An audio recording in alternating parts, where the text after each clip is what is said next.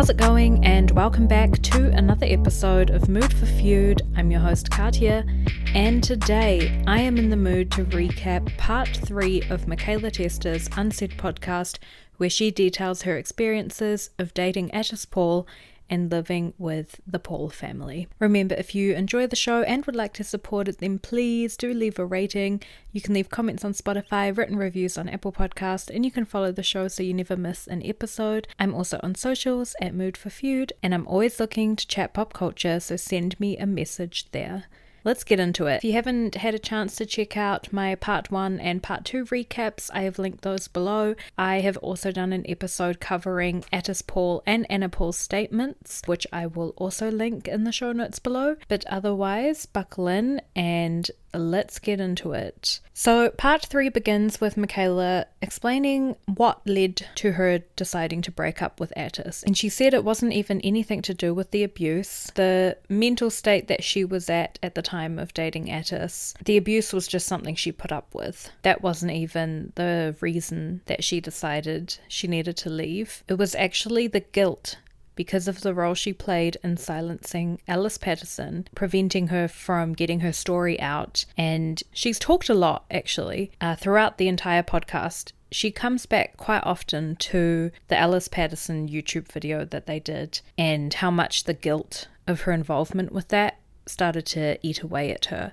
and how, even though at the time she was believing or buying into the lies that Anna and Atis were telling her about Alice and about how the age gap wasn't as big as Alice is saying and about how Alice is lying, after spending years with Atis and actually experiencing some of that abuse that Alice has talked about, experiencing that firsthand and knowing for a fact that Alice was telling the truth and that Mikaela played a part in silencing that, she said the guilt from all that was what really, in the end, encouraged her to finally leave Atis. She describes being extremely unwell and sickly. She said she had horrible anxiety. She shares photos where you can see rashes and her body swelling in certain areas. She had really bad migraines. She was vomiting constantly. This is the thing that I feel like people don't talk about enough. But when you're feeling really, really intense emotions, those things do cause physical reactions in the body. So this multitude of flare-ups of different symptoms of just overall,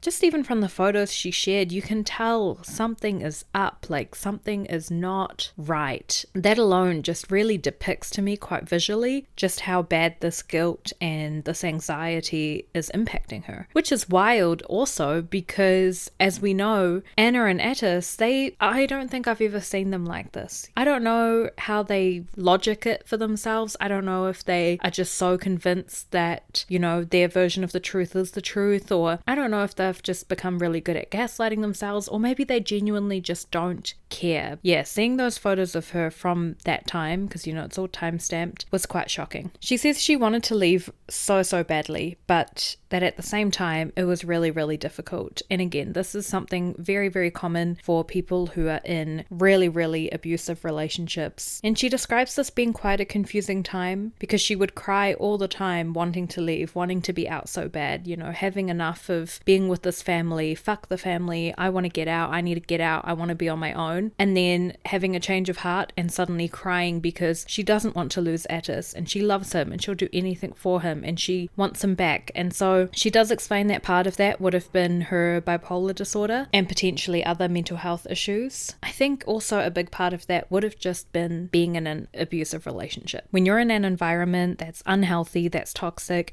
you're not in a space where you are capable of making logical, sound decisions. So I'm sure her mental health played a role in that, but I can imagine that this would be incredibly mentally taxing for anyone, these really confusing feelings. And on top of that, she also explains that she was scared to leave because she wouldn't just be losing Atis. She wouldn't just be losing a relationship. She would be losing an entire family unit. And even if that family is bad, that feeling of community or having people in your life, the thought of getting rid of that and potentially being isolated. She spoke about how, at the time she didn't have many close friends. She had Bailey, but obviously things had been rocky there because Atis was driving a big wedge between them. And so it was more than just giving up a relationship. It was going from the last couple of years being in a household filled with people where you're going to be around people all the time, to then suddenly feeling like you're by yourself, feeling quite isolated. And I totally get that. And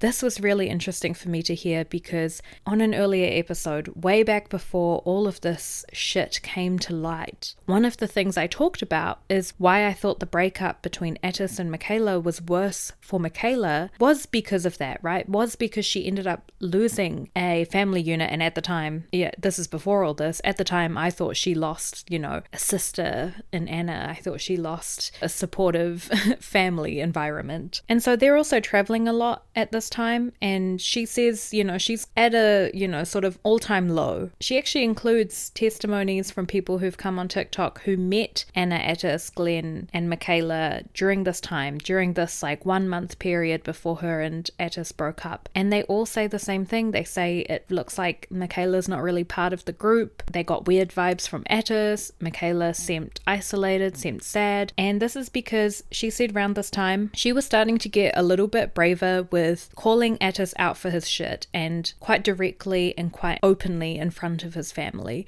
She would say, I believe Alice because you do that stuff to me, in front of Anna, in front of Mama. Things were starting to get a bit tense between her and the rest of the family, and this is why they were kind of isolated from her or didn't want to talk to her, but then at the same time were also trying to make sure she wasn't actually going to leave, because they were also probably scared that she would potentially come out and expose everything about them. Mama all of a sudden is taking her out to lunch and wanting her to feel like part of the family, and Anna is crying to her and saying, you're my sister, you can't leave, you're my sister. And there's just a whole lot of gaslighting going on from them trying to convince her to stay, and I'm sure Atis might have been doing the same thing, though she said at this point things were pretty bad between them, and they were very you could tell they were on the verge of a breakup. At the same time, Anna and Atis are really starting to push onto her that, she's got really bad mental health issues and she needs to get this sorted. I don't want to just be too bad faith about every single thing that everyone in that family has ever done. Maybe this was genuinely coming from a place of concern. I think the dogpiling on her though, and being like, you need to get your mental health sorted, especially when this same energy is clearly not being directed at Atis, because otherwise that man would be in therapy right now. That is the thing that kind of tells me that it might have not been coming from the best place, and it might have actually just been another way to,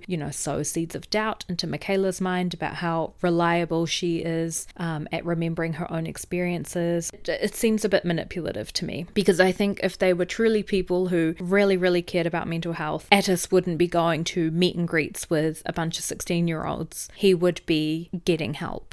Because as we also know, money isn't an issue for this family, and they have all the resources in the world to get that man some help. Finally, after several weeks of kind of flip-flopping around about, is she going to leave Atis? Is she not going to leave him? She doesn't know what to do. And she also says, you guys saw this playing out online. And it's true. Even shortly after the breakup, that was a very erratic time for Mikaela online. There was a lot of contradiction. There was a lot of back and forth. There was a lot of heated emotion, and it makes so much sense now, but unfortunately I think from that time and the way she was posting and the things she was saying, that is really the beginnings of people, I'm including myself in this, calling myself out here. That was really the time where I was like, I can't trust this girl. 1 week later it's going to change, and then the week after that it's going to change again, or not even a week sometimes several hours, and the story will change. And it was all very chaotic, and unfortunately the internet, it's a pretty black and white space, right? You can't really leave room for gray area, and so by flip-flopping around, everyone just was like, well, I guess she's a liar. And that was it. End of story. Mikaela's a liar, and that was the narrative. Again, that is how I felt until she came forward with the abuse claims. It was different. You could just tell it was different. And we know now it wasn't really her coming on and lying, or her coming on and just wanting attention and stirring shit. And, it was truly, we were watching someone who had been living in a highly manipulative environment with a lot of different people manipulating her in many different ways, and we were essentially seeing someone who was short-circuiting. She says after her and Atis break up, obviously he's not going to work for her anymore. She decides to go to Bali with a friend to kind of try and get away from everything. When they were together, Atis had managed a lot of her finances. So this is why he had passwords to her accounts, all of her crypto wallets. He would regularly invest in crypto for her and do stock trades and place bets using her money. So he had all the logins to all the accounts. And when she tells him, you'll no longer be working for me, which obviously means he's not going to be getting 50% of that juicy paycheck, he was really upset. She actually shares text messages from when she's in Bali, I think, and Atis is like spamming her. Like, you can see the timestamps. It's like multiple messages within a minute, and he's spamming her like, I make so much money for you, like I'm the best at managing your accounts, you need to do an OnlyFans video, please, you need to send that through right now, we can make a lot of money, it'll be so worth it. He's kind of really like pressuring her, like, keep making content and keep sending it to me because I'm the best, I'm really good at helping you manage all your posts and I know what's going to do well, etc, etc. She says she does cave and sends him the videos of her.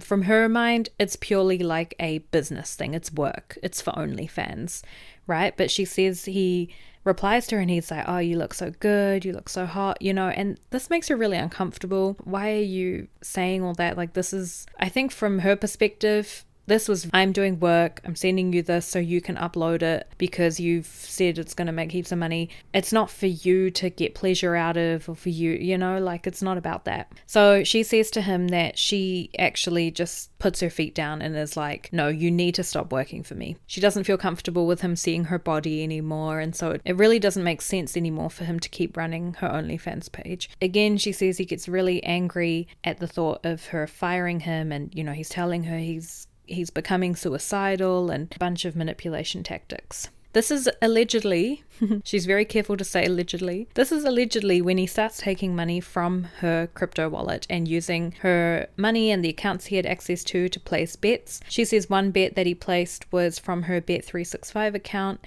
He placed a 10k bet and ended up losing 6,000. And so she sends him a message as like, what is this?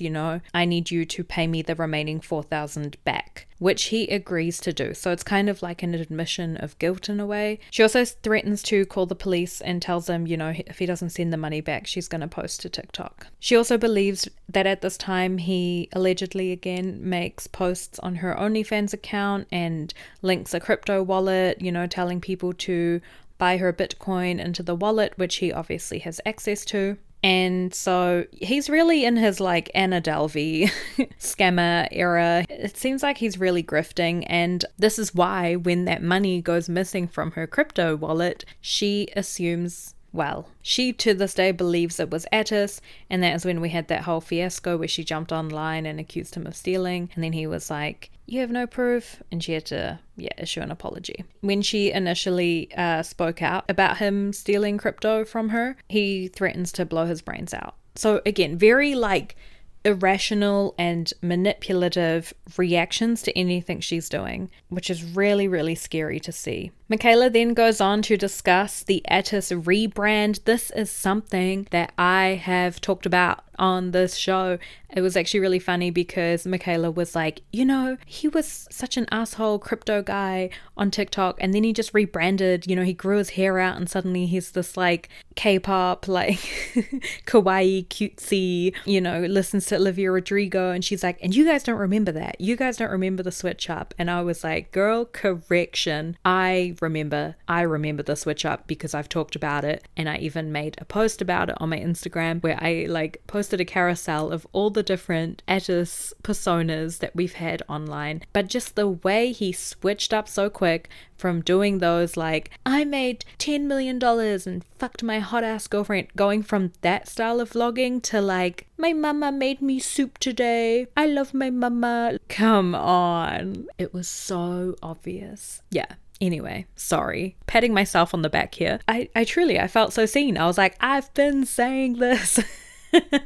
She also shares the video from Atis's friend from high school, which we actually covered in the last episode I put out. And then she starts talking about Jjemmya's story. Again, we've gone over a lot of what Jjemmya has shared so far in the previous episode, the Atis and Anna Paul response episode. And yeah, it's horrific. So Jjemmya is the girl that Atis dated after Mikaela. And they're obviously broken up now as well. So she's kind of like the third ex of Atis Paul's, you know, counting Alice Patterson. Although I always feel weird calling Alice his ex-girlfriend, because in my mind I'm like, that wasn't a relationship, because again she was too young to consent to it. So it's like, anyway, that's a side tangent. Jjemmya, unlike Alice and certainly unlike Mikaela, doesn't really have an online presence. She has an Instagram account, which obviously now has a ton of followers since all of this came out, but she doesn't really create content. She doesn't really put herself online very much. She says she has a lot of anxiety, and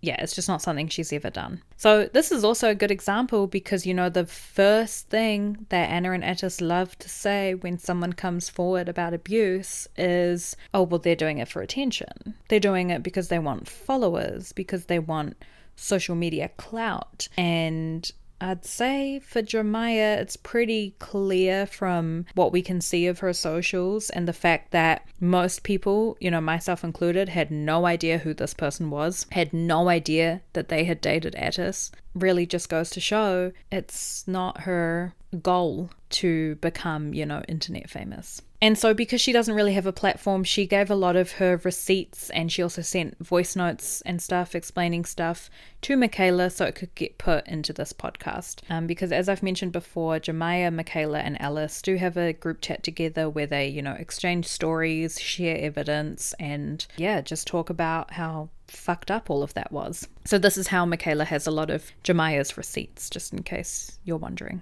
Jjemmya shares messages between her and Atis. I talked a bit about them in the last episode. They're pretty gross. I will say, not gross. Okay, let's rephrase that. They're pretty crass. They're very sexual. She does say he's a very sexual person, which again, that's not a crime. I'm not here to like fucking kink shame anyone, but they're very intense. They're very intense. And Mikaela does say, you know, Atis has a porn addiction, and I feel like these messages really kind of demonstrate it. There's one that says, I want to deposit a liter into your delicious little body. Like, just all this stuff like this really like heavy fixation. Again, not kink shaming, not sex shaming. I'm just observing that there's just a big obsession of using Jjemmya to put his cum in her. Like, it's yeah, anyway, there's just a lot of that. There's also a lot of like weird little guilty moments that I picked up on. So for example, they were extremely on and off again, I should also say. And she shares some messages that they exchanged, you know, while they were kind of going through a breakup, and he's telling her like, I miss you, I want to fuck you, like come over here, blah blah.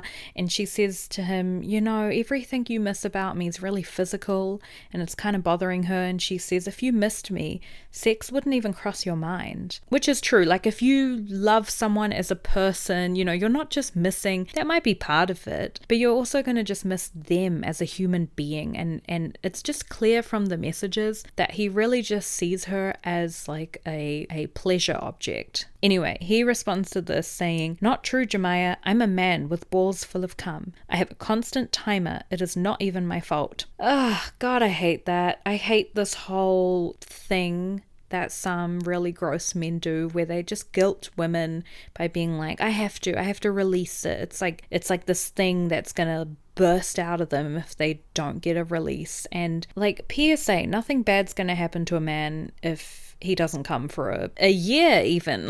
Like, they can go a really long time and nothing bad happens. Like, anyway, a lot of the stuff she says she's gone through is incredibly similar to Mikaela, but this is why she is coming forward with her story. She says her whole reason for being so online at the moment and sharing her receipts and sharing voice notes and doing everything she can to basically back up Mikaela and validate her claims and just really make sure that people know that Mikaela is telling the truth and Alice is telling the truth. She also witnessed animal cruelty, same as Mikaela. You know, Jjemmya explains that she she would see them quite often blowing weed smoke into the cats' faces and laughing about it, and Anna yelling at the puppy, obviously giving it to Glenn because she couldn't be bothered, keeping birds locked in a dark laundry, all of that. So yeah, a lot of overlap. Jjemmya also speaks about having autism, and she says that the family, Anna and Atis, they'd make a lot of jokes about her autism, which made her really uncomfortable. Fucking fair enough. She also says they bullied Hans a lot, and Vildan would call him an idiot and stuff like that. So again, very similar to Mikaela. And yeah, the texts between Jjemmya and Atis I found the most horrific to read through. She has a highlight posted on her Instagram account where you can see all of the text. And the other day she also did an Ask Me Anything on her Instagram story, which is also in her highlights. And just today I saw she has posted a TikTok where she is again telling her story so it gets more reach. She says people on her Instagram were encouraging her to make a TikTok. TikTok's a much bigger platform and it's much easier to get your story out, and people might connect more if they're seeing a person sitting in front of a camera. So again, props to her for doing that. That can't have been easy. I'm really just so in awe of how Jjemmya, Mikaela, Alice have just been able to come out and speak on this. Especially Jjemmya went through it like last year. It's all still pretty fresh for her. And she says she didn't even really click on to the fact that she'd been abused until she heard Mikaela and Alice's stories. Definitely go check out Jemmya's socials, because similar to Mikaela, I don't want to go into detail about all the abuse that Atis did to her. I think, again, that is something that is just best said by the people who went through it. So I really encourage you to go to Jemmya's accounts. And Jjemmya just has a lot of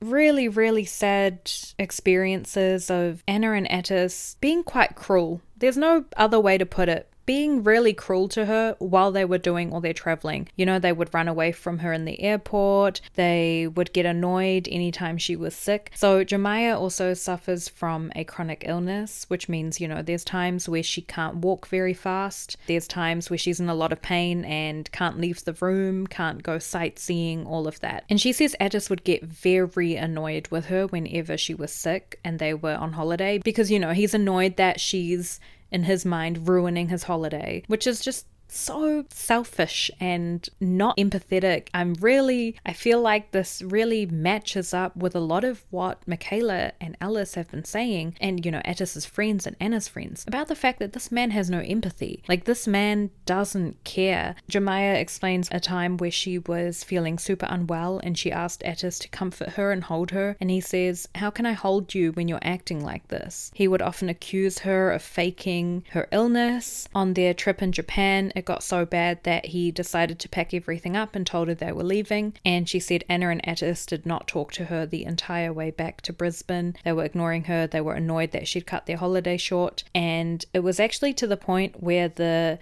airport officials, I'm blanking on the name right now, but the customs people were like, "Oh, are you traveling alone?" And she had to tell them, no, I'm traveling with those two, Atis and Anna. They were concerned for her because they felt like she looked like she had potentially been abused. She'd been crying a lot. She was obviously in a lot of pain. They were shifty. They were asking her a lot of questions about Atis. They were very concerned. They were obviously recognizing some of the signs, but she tells them, "Oh, no, I just have an illness. I'm not feeling well, blah, blah, blah." But again, just really blatant that he doesn't care about her. I truly think he just saw her as an object. I don't even think he really recognized her as a human being, as fucked up as that is. Again, there's a lot of crossover with things Mikaela's talked about. Atis's gaslighting, manipulating, threatening suicide, Anna trying to convince her to stay, Anna telling her that Atis loves her and really defending his behavior, Atis punching walls, screaming at her. Very, very similar. Anna also copied Jjemmya, kind of in the similar way that Mikaela described. So Jjemmya just noticed,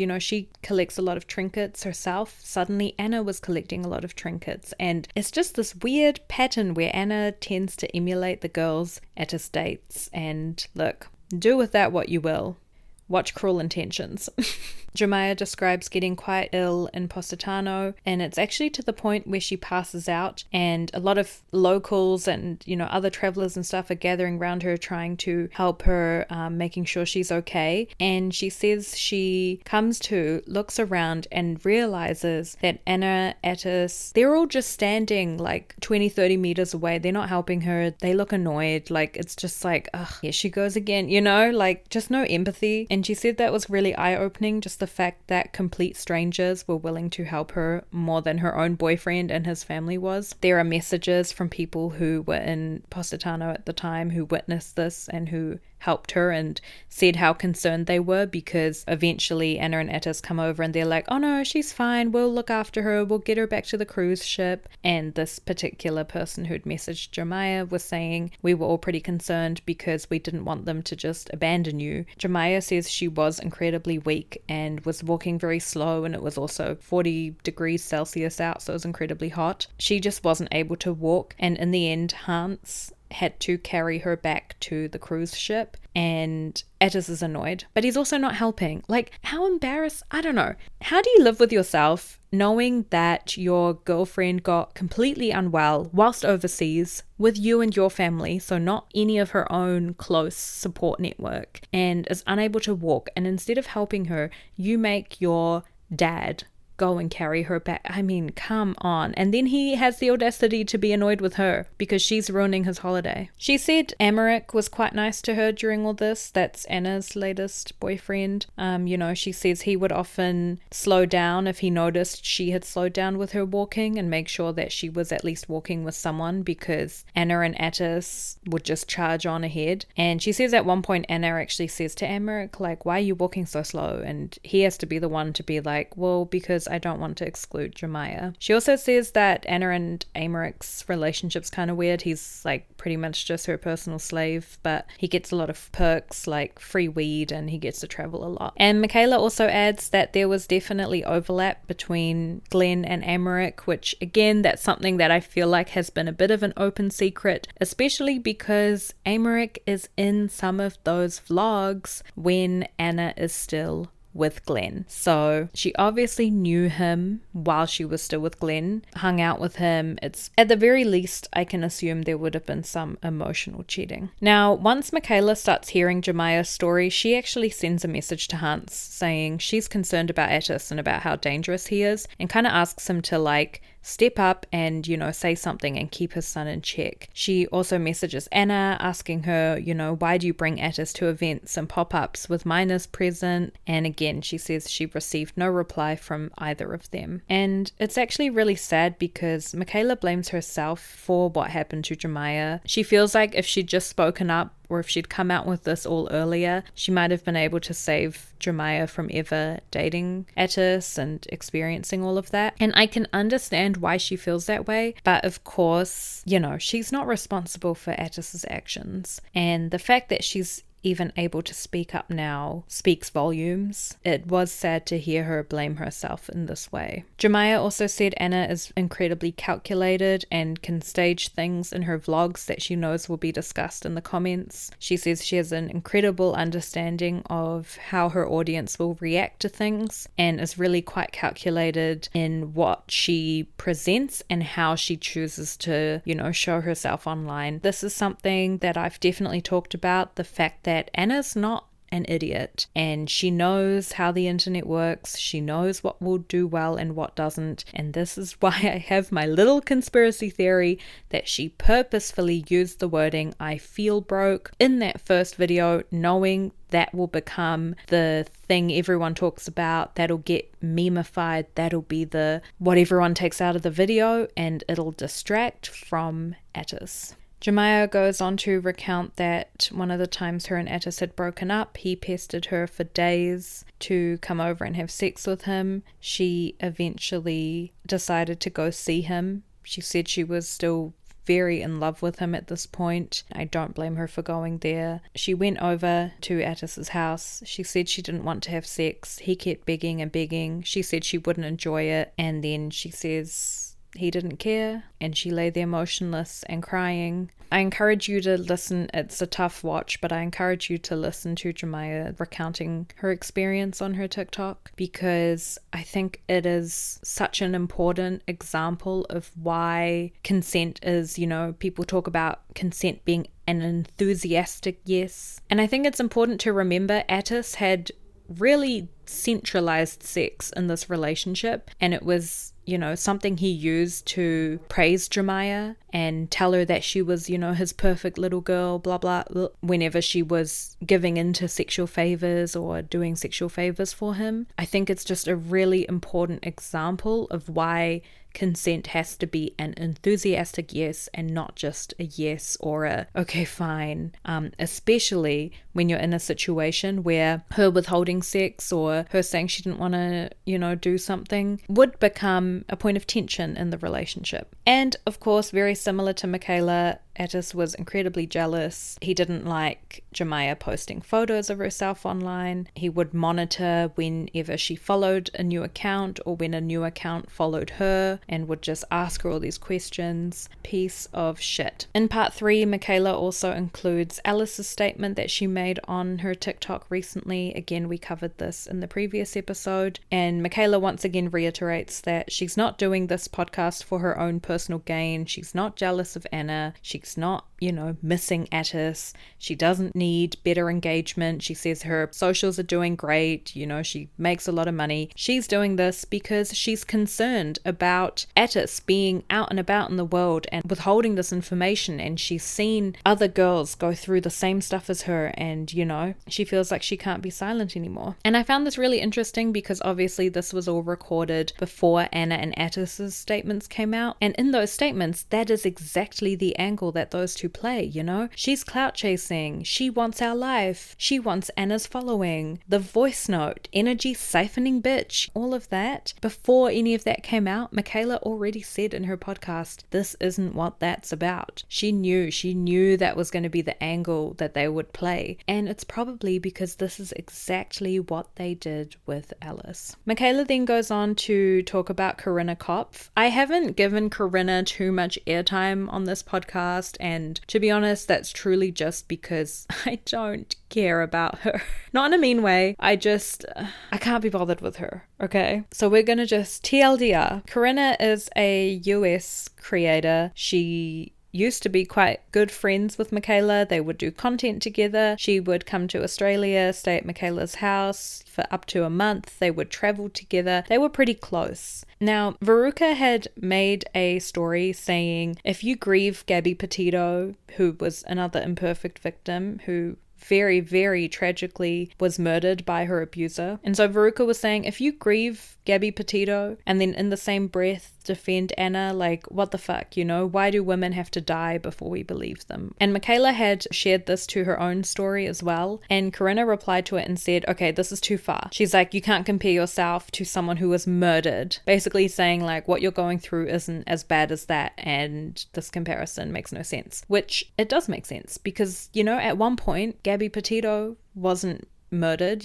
Normally for something as horrific as that to happen, like, there's signs, it escalates, it happens over time. And I kind of see what Veruca was saying here. It's like we're seeing the early stages of this, so speak up. Mikaela also points out that Corinna doesn't actually know Anna and Atis. They have an online parasocial relationship. She says Corinna's always been quite interested in getting to know Anna and wanting to be friends with her, and it would invite her to stuff, and Anna and Atis have never actually shown up. Corinna thinks that the reason Mikaela's so salty at her is because Mikaela thinks Atis and Corinna flirted, which Corinna has said they haven't, and shared some messages, which, I don't know, you could probably take them in a flirty context, or you could just take them in not flirty. Anyway, it's so unimportant. But this is kind of the beef there. Corinna ends up going to Instagram. Interestingly, this is like a day after Drake wears the Mikaela vs. Anna t-shirt, which, look, I've already called out Mikaela for the way she like gassed up Drake and posted him all over her story, even though he allegedly is a child predator. But Corinna posts this massive statement to her story saying, you know, she can't sit here in silence while other people suffer over someone that she has first-hand experience with. And she, you know, she says Mikaela Testa is the most narcissistic and manipulative person she's ever met. She calls her a pathological liar, and she basically says this entire thing is just Mikaela wanting attention, and she really heavily defends Anna and Atis. And it is kind of crazy because it's like, yeah, she doesn't know these people aside from exchanging some Instagram DMs. Mikaela was her friend, and it's so sad to hear Mikaela talk about this because she does end up crying. And I think it's because female friendships betraying you hurt more than any man betraying you. And that's, I don't know, that's just my opinion on it, but I think we really clearly see this here at just how upset Mikaela is about Corinna switching up on her in this way and choosing to side with people she's never met who are more famous and will give her more clout ahead of someone who she's traveled with, someone whose house she stayed at. Mikaela said they've had sleepovers and slept next to each other in a bed. Yeah, that made me so sad. And at this point, Mikaela does apologize for the things she said about Corinna on Snapchat, which I missed, but I do know that things got quite heated between her and Corinna. Mikaela was incredibly hurt by being double-crossed, I guess you could call it, by her friend or someone she thought was a friend. And Mikaela says she told Corinna everything about Atis. She's cried to her about him. Corinna knows the abuse that she went through, and for her to still believe people she's never met ahead of Mikaela is... yeah, anyway, it's wild. But that is the end of part 3, and previously Mikaela had said there would be a part 4 where she addresses Anna and Atis' statements, but she confirmed on her TikTok yesterday that she wouldn't actually be doing a part 4. She does say she's going to go to the police. This is something she's said previously and then also said she doesn't want to do because of how fucked the justice system is. I hope she does go to the police, and, you know, if nothing comes from it, at least she tried. At least she knows, you know, she's done everything in her power. But yeah, so she says she won't actually do a part 4. She's already debunked the claims on her TikTok, which is true.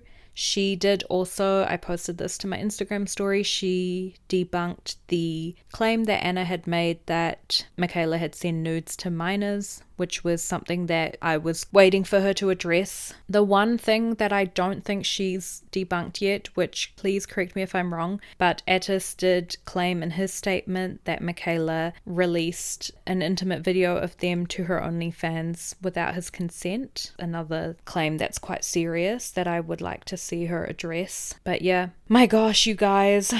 Okay, final thoughts. It's been very, very wild following all this. I said previously Atis Paul needs to go to prison. I actually think he needs to go to a psych ward or get some kind of help. Like, hearing the way he is with Jjemmya and seeing those messages he's sending her and how intense he is with his messages and just the crazy manipulating. And, you know, Jjemmya said, Vildan, Mama had said to her that she's kind of like worried about how Atis is and how he treats her and Anna at times as well. Like, I actually think this man needs clinical help. I think prison, it's not going to do anything. Like, it's past that. Don't get me wrong, I'm not here feeling bad for him. He's sick and twisted and he's hurt people, but that's kind of where I started to head watching part 3 and reading the text he'd sent to Jjemmya. I was like, this is actually a man who needs to be admitted to a psychological clinic where he can get help and medication and then go to prison after that, you know. Anyway, gosh, I'm kind of thinking for the next feud episode I was going to cover Jeanette McCurdy and her experience with her mum, and I'm thinking we need a break. We need a palate cleanser. We have been talking about some incredibly heavy topics, so I'm actually going to for the next episode on Sunday. It's going to be a mood for news, and we're going to go through some fun trending topics. I'm going to do my best to find something fun to talk about, something lighthearted where we can have a laugh and joke around and just take a breath and have a bit of light and love in our lives. Don't forget to rate and review the show if you enjoy it, and please feel free to leave a written review or comment. I love my words of affirmation, and you can connect with me on socials at Mood for Feud. If you'd like to buy me a coffee, I have a link in the show notes, and all funds will go towards upgrading my podcast gear. I hope everyone is crushing their goals this week, and of course, keeping out of trouble. Don't get into any feuds, and I will talk to you all next week. Bye!